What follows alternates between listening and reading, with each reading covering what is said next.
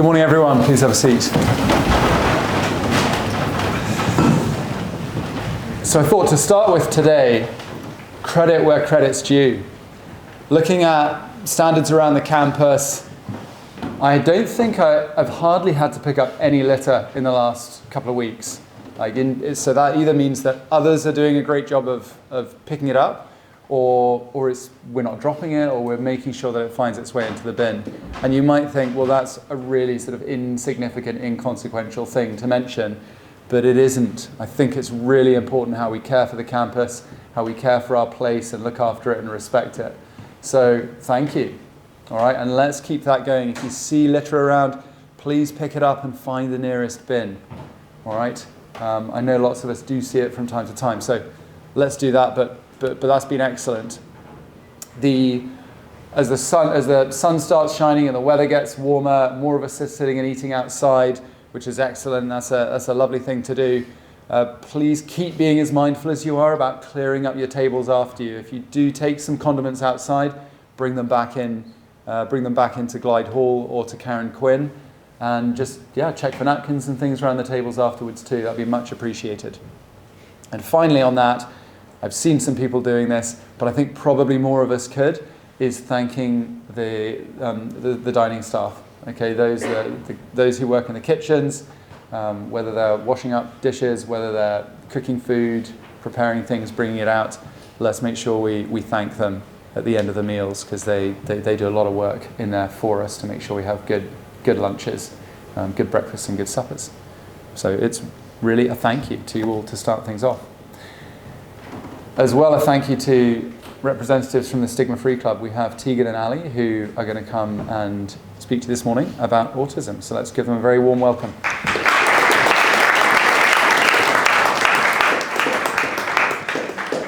My name's Ali. I'm Tegan. We're part of the Stigma Free Club, and we're here to talk to you about autism. Okay, what is autism? Autism is a neurodivergency that you can be born with.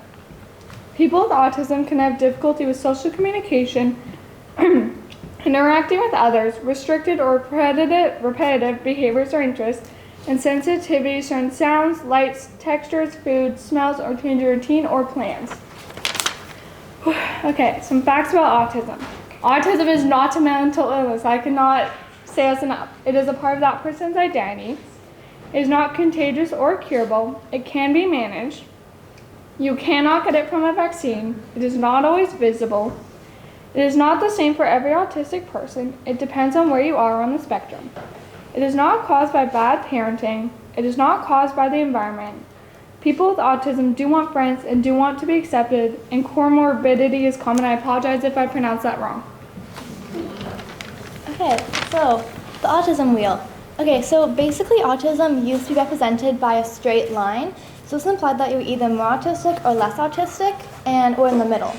So it basically meant that everyone was a little bit autistic and everyone was on the spectrum in some shape or form. But this was just untrue. So autism is a neurological condition, meaning either you have it or you don't. So also with the straight line, terms that came with it were high functioning and low functioning. This meant that you could either be talking and function as a normal human being, or you were nonverbal.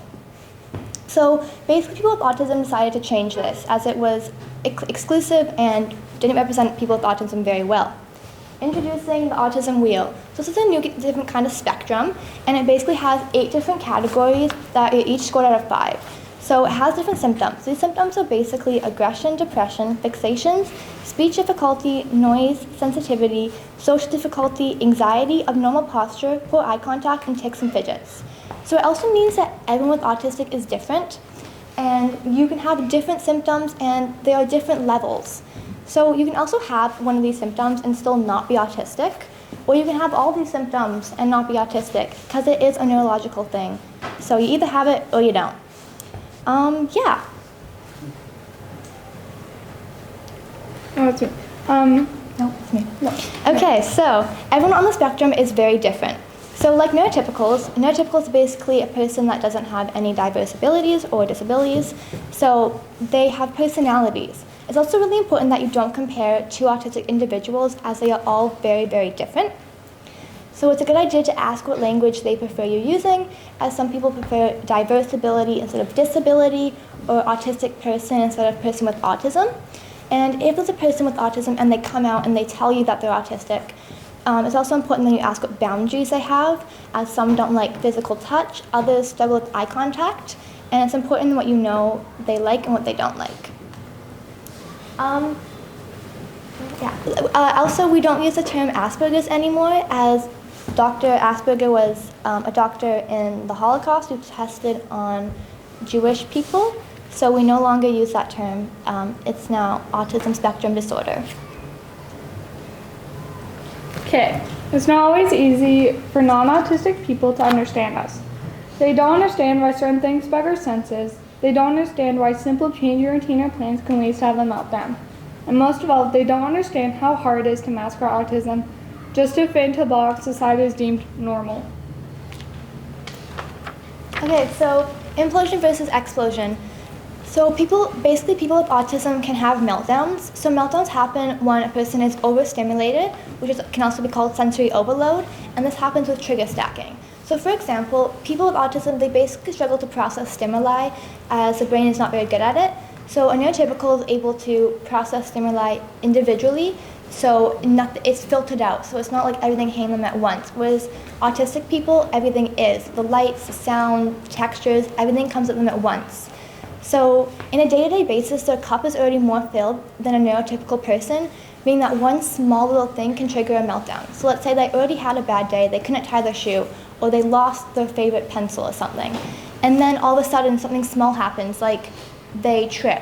And that can trigger a massive meltdown as it all adds up. So there's two different kinds of meltdowns, like I said, implosion and explosion.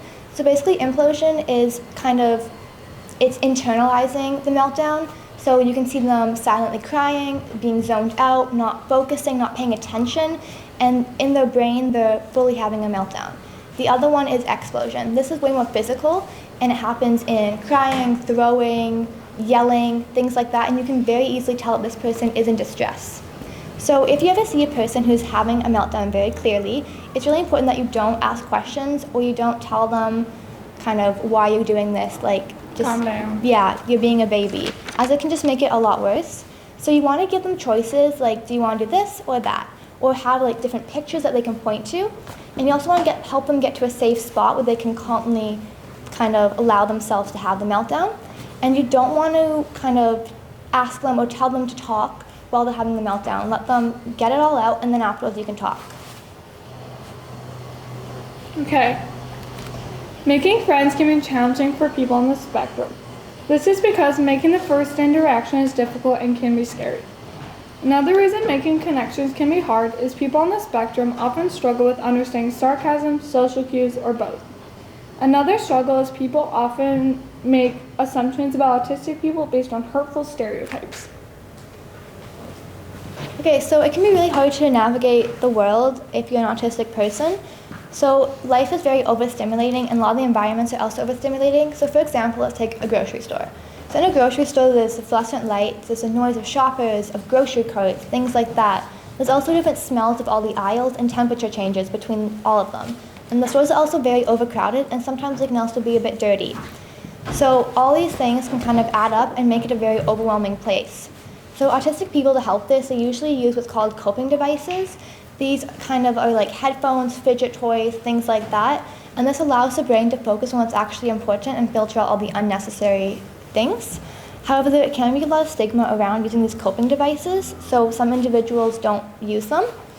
But if you ever see someone using a coping device or have a sunflower lanyard, which basically means that they have an invisible disability, it's important that you give them space, give them time, and you just be kind.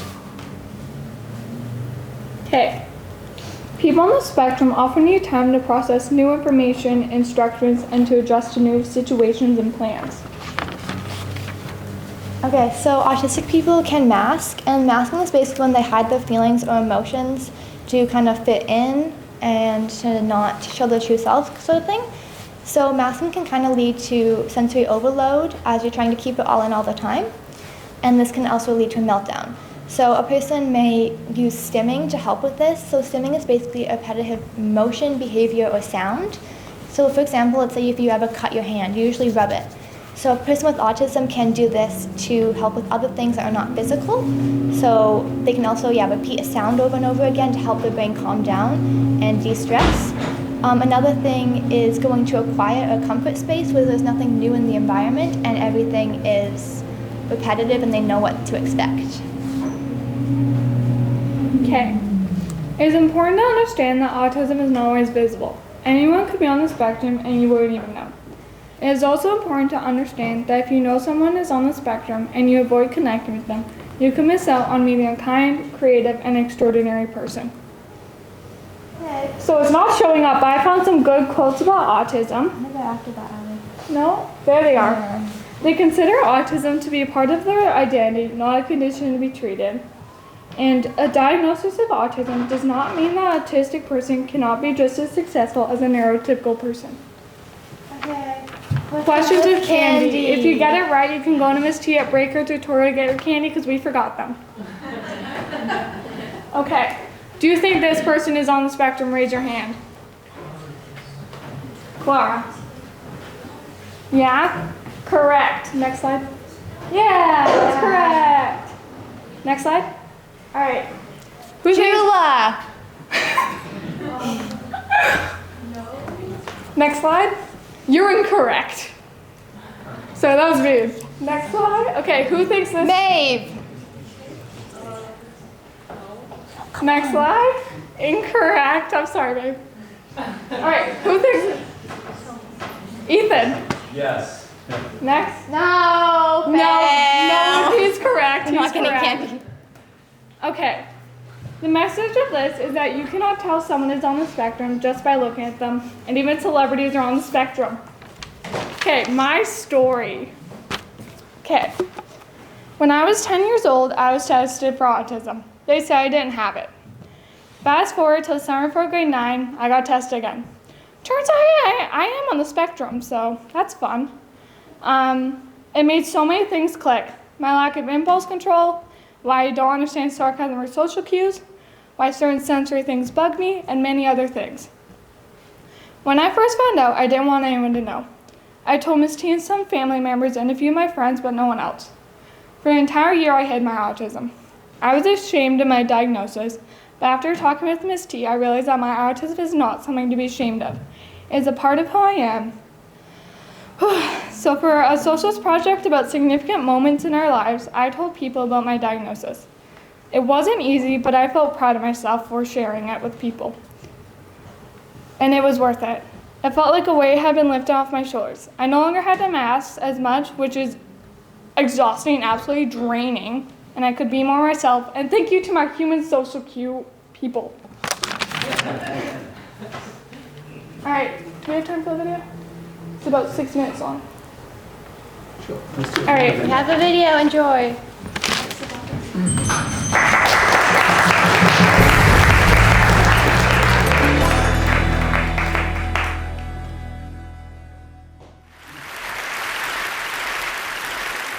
I haven't told many people this, but in my head, I've got thousands of secret worlds all going on all at the same time.